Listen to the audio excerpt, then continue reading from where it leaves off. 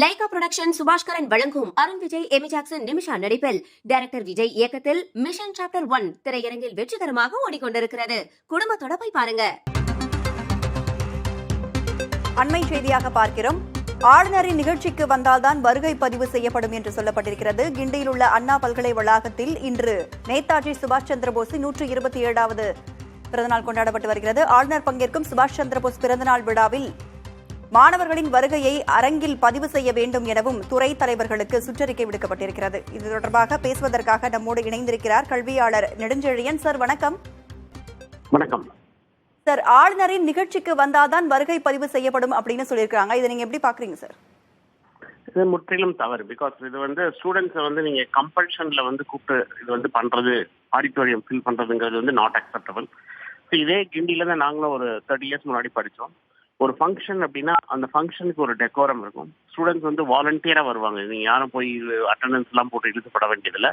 இன்னைக்கு two many functions. அதுல ஃபங்க்ஷன்ஸ்ல quality of functions நீங்க ஏன்னா அந்த ஃபங்க்ஷனோட குவாலிட்டி நல்லா இருந்தால் தான் மாணவர்களுக்கு ஆட்டோமேட்டிக்கா வாலண்டியரா வரணும்னு தோணும். அண்டு இது நீங்க கம்பல் பண்ணி கூப்பிடுறது அப்படிங்கிறது இது எகெயின்ஸ்ட், அது என்ன சொல்றது, ஸ்டூடெண்டோட லிபர்ட்டியை நீங்க கண்டெயின் பண்றீங்க. ரெண்டாவது ஒரு ஃபங்க்ஷன் அப்படிங்கிறது, இப்போ நீங்க நேதாஜி அப்படிங்கிறது ஒரு மாபெரும் தலைவர்.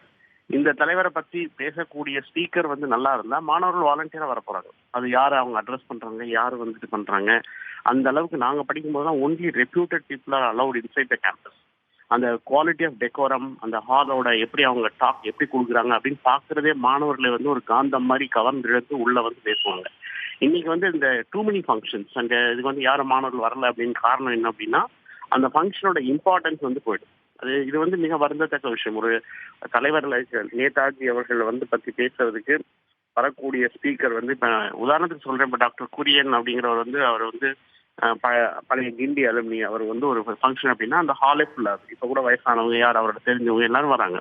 பட் இந்த ஃபங்க்ஷனை ப்ரொபகேட் பண்றது, லாஸ்ட் மினிட்ல நீங்க ஆர்கனைஸ் பண்றது, இதுக்கு ஒரு பிளான் பண்றது இல்லாம கூட்டத்துக்காக இந்த ஃபங்க்ஷன் வேணும், ஆளுநர் வரும்போது ஆள் இருக்க மாட்டாங்க அப்படின்னு சொன்னோம்னா நம்மளோட எல்லா பிளானிங்ல இருந்து எல்லாமே இது இதாகுது. ரெண்டாவது மாணவர்கள் you don't have any compel பண்ணி நீங்க இதை கூப்பிடணும் அப்படிங்கிறது இது அகாடமிக் கிடையாது. இதெல்லாம் பியாண்ட் அகாடமிக்ஸ்.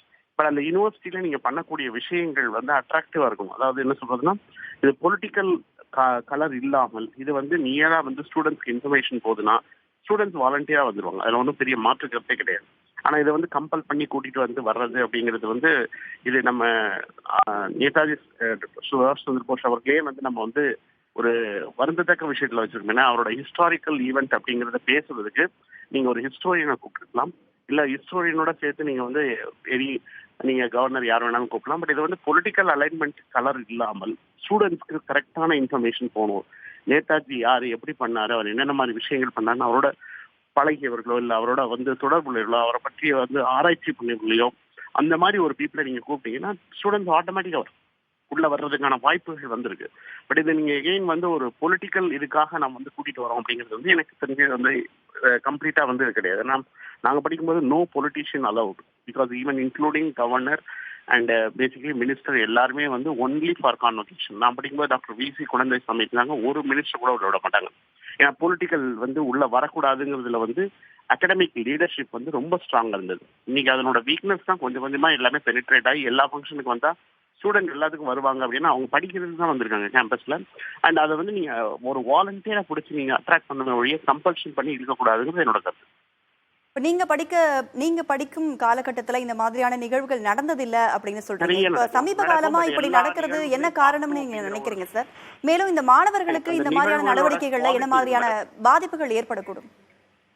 இல்ல, இது அகாடமிக் அவன் பையன் படிக்கிறது தேவையில்லாம ஒரு 2 hours 3 hours உட்கார வேண்டியிருக்கும். அது ப்ரொடக்டிவிட்டி நீங்க இந்த மாணவர்கள் இணையம் வழியா நிறைய ஒர்க் பண்ணி தராங்க. எனக்கு தெரிஞ்ச கிண்டியில படிக்கக்கூடிய மாணவர்கள் பார்ட் டைம் ஒர்க்கும் பண்றாங்க, நிறைய சம்பாதிக்கிறாங்க. அந்த மாதிரி மாணவர்கள்லாம் நீங்க கம்பல்சரியா பிடிச்சி உட்கார சொன்னீங்கன்னா அவனோட கமிட்மெண்ட் போகும். இன்னும் அகாடமிக் நீங்க அஃபெக்ட் ஆகும். பிகாஸ் இட்ஸ் ஆல் உங்க ரெகுலர் ஒரு செமஸ்டர் கரிக்குலத்தை முடிக்கிறதே ரொம்ப சேலஞ்ச். இதுல நீங்க இதெல்லாம் தாண்டி இது டைமிங் எனக்கு எப்பன்றது தெரியல.